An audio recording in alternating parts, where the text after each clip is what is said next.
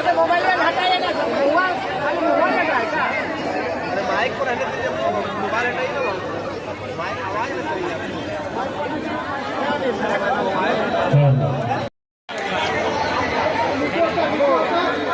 और हम चाहेंगे फिर से रिक्वेस्ट कर रहे हैं कि आप लोग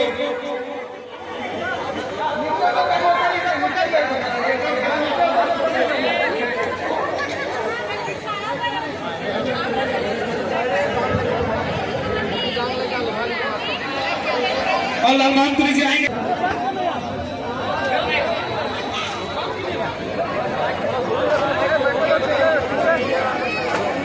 पर रखने लोग ना देख ले तो सीधा में देख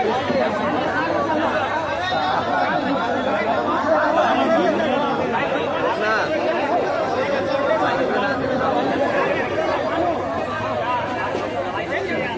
माइक आगे कर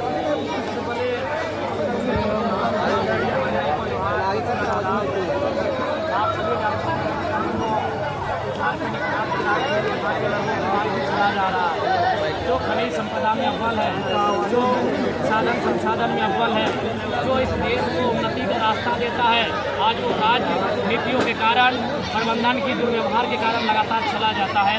और उसी के क्रम में आज ये जन आक्रोश जनसभा का आयोजन किया गया था। और हमने स्पष्ट कहा है कि आप आज की बात ना सुने।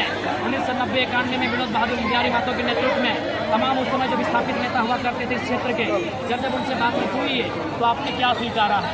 आपने रैयतों को 75% नियोजन देने की बात को स्वीकारा है, आपने उनको सुविधा देने की बात को स्वीकारा है, आपने उन्हें विशेष रूप से टेंडर में सुविधा देने की बात को स्वीकारा है।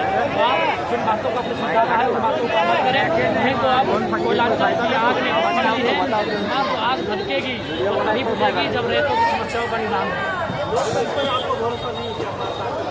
देखिए मैं फिर पुनः कहता हूँ, मैं खेद प्रकट करता हूँ कि मैं विधायक को किस प्रकार की बातों को कभी कभी मैं कह जाता हूँ। सरकार बंधु आर्थिक लोकतंत्र की व्यवस्था को है, लेकिन जो लोकतंत्र की व्यवस्था में आज चला रहे लोग अगर कर्तव्य और इंतजार करेंगे। यही बेरमो में आज 3 पीढ़ियाँ कोर्ट में चक्कर काट के मर गई, लेकिन आज भी न्याय नहीं मिल पाया है। सवाल ये है कि जिनका कुछ नहीं है, जिनका इस राज्य से सरोकार नहीं है, वो फल रहे हैं, फूल रहे हैं, वो लाखों करोड़ों का मुनाफा कमा रहे हैं। और हम केवल लोकतंत्र की दुहाई देकर, संविधान की दुहाई देकर कब तक अपना मस्तक स्वीकार करें? इसलिए नहीं, मैं वहाँ ये उदाहरण दे रहा हूँ जहाँ मनमानी हो रही है, जहाँ करप्शन है। अगर करप्शन है, जहाँ मनमानी है, जहाँ गलत हो रहा है, वहाँ जनता को एकजुट होना चाहिए और प्रबंधन हो चाहे सिस्टम, उसके खिलाफ लड़ना चाहिए। बिल्कुल ये सच्चाई है। इस बात का मैं खुलासा तभी करूँगा जब वो व्यक्ति सामने आकर मुझे कहे, तभी नहीं तो कुछ चीज़ें गोपनीय है। उसने संदेश मुझ तक भिजवाया था तो मैंने आपको कुछ बातें बताई। जो आपका सुपारी दे रहे हैं उसको क्या चेतावनी देना चाहेंगे? देखिए चेतावनी यही है कि हमें कुछ हुआ तो हमें लगता है इस बार कोयलांचल में वो होगा जो इससे पहले ना। क्या लगता है जगत में सक्रिय है, जो लोग इस मिट्टी से खनिज संपदा का दोहन कर रहे हैं, जो लाखों करोड़ों का कारोबार कर रहे हैं, स्वाभाविक है हमारी आवाज़ से।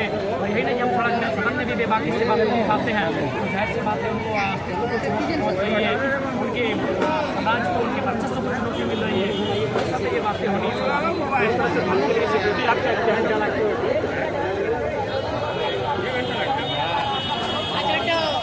उनको यही कहेंगे कि हमारा मांग संवैधानिक है। आप अपने लिए विशेष मांग करें, आप अपने लिए विशेष रास्ता तैयार करें, एक तरीके से रास्ता तैयार करें, विरोध तरीके से करें। नहीं देखिए, हम आपको जब कहना चाहेंगे, हम इकलौते पार्टी के विधायक हैं, इसलिए राज्य सरकार को हमारी सुरक्षा से कोई मतलब है ना। देश की तमाम जो वर्ग है जो सुरक्षा की जिम्मेदारी लेते हैं, तो कोई बात नहीं, हमें हम पे जनता का आशीर्वाद है। हम जिस प्रकार आज बेबाक है, कल भी उस पर बेबाक रहेंगे। हम अपने आवाज़ से लोगों की, जनता के हित में जो आवाज़ उठाते हैं उससे कोई समझौता नहीं। अवैध क्वार्टर कब्जा है, देखिए लड़ना भी आवश्यक है, क्योंकि समय समय पर आपको इस अग्निकुंड में आंदोलन की अग्निकुंड में अपनी आहुति देनी पड़ती है, चाहे वो आंदोलन के रूप में या बलिदान के रूप में, वो स्वतः चलता रहेगा। लेकिन आंदोलन को जिंदा रखने के लिए, हक अधिकारों को जिंदा रखने के लिए समय समय पर ऐसी स्थिति सामने आती है जिनसे हम लोग कोई पीछे नहीं है। आगे हम लोग अगला खड़ा रूप तैयार करेंगे। अब हम लोग बंदी की ओर बढ़ेंगे और बिल्कुल उससे पहले हम लोग प्रयास करेंगे, समन्वय बनाएंगे, जितने भी विस्थापित समितियाँ हैं उनको बुलबुल करेंगे, उनको एकजुट करेंगे, उसके बाद हम लोग एक नया कार्यक्रम रखेंगे। आज आपके विरोध में आदिवासी समाज आ गया है, इस आंदोलन में क्या आपका साथ देंगे लगता है? देखिए, आदिवासी समाज, मैं जिस क्षेत्र में हूँ, निसंदेह उनकी भी तनिक मनिक विस्थापन हुआ है और उन्हें भी कम से कम इस विस्थापन की लड़ाई में सहयोग करना चाहिए। उसके बाद उनकी मनसा जैसी भी, उन्हें अगर लड़ना है तो विस्थापन खिलाफ आके लड़े। जिस प्रकार वो गोलबंद हो रहे हैं, झारखंड की सुरक्षा को लेकर गोलबंद हो। आज जब झारखंड आज बनना था तो उस समय सभी कुर्मी आदिवासी बिल्कुल भाई भाई का नारा था, महात्मा गांधी भाई भाई का नारा था। आदिवासियों के सवाल पर बोले तो आपको और सीपी चौधरी को इस्तीफा मांगे, क्या इस्तीफा देंगे? क्यों नहीं?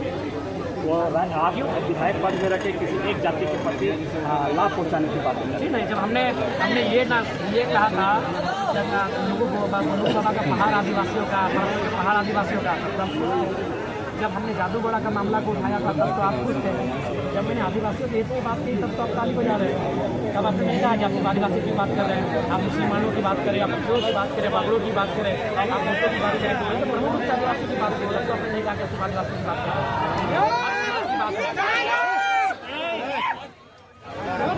एरमा में बहुत सारे अवैध वाटर कब्जा है, बिल्कुल, ये बिल्कुल असंवैधानिक है, अनैतिक है, आप गैर कानूनी है। इस पर प्रबंधन को संज्ञान में लेना चाहिए।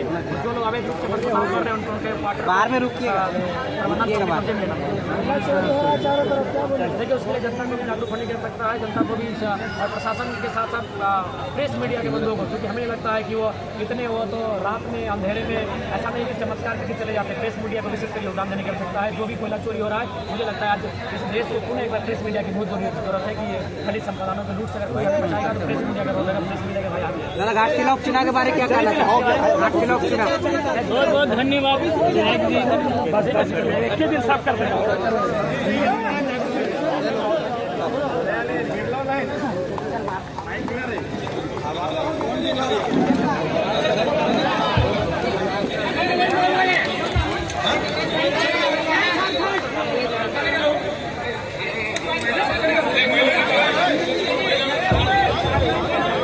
अरे सरिता देवी और हुलासो देवी आप दोनों आएंगे और पार्टी में ज्वाइनिंग कर रहे हैं, इसलिए हम चाहेंगे माननीय विधायक जी पट्टा पहना करके दोनों को शामिल कराएंगे।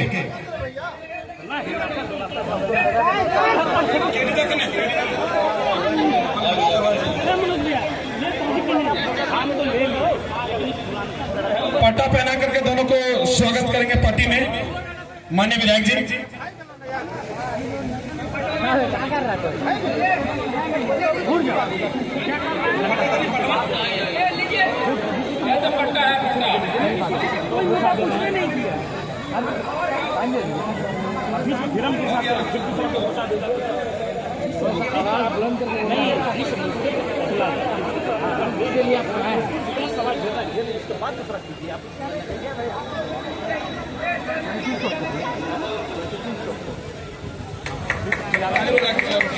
ताली बजा के स्वागत कीजिए।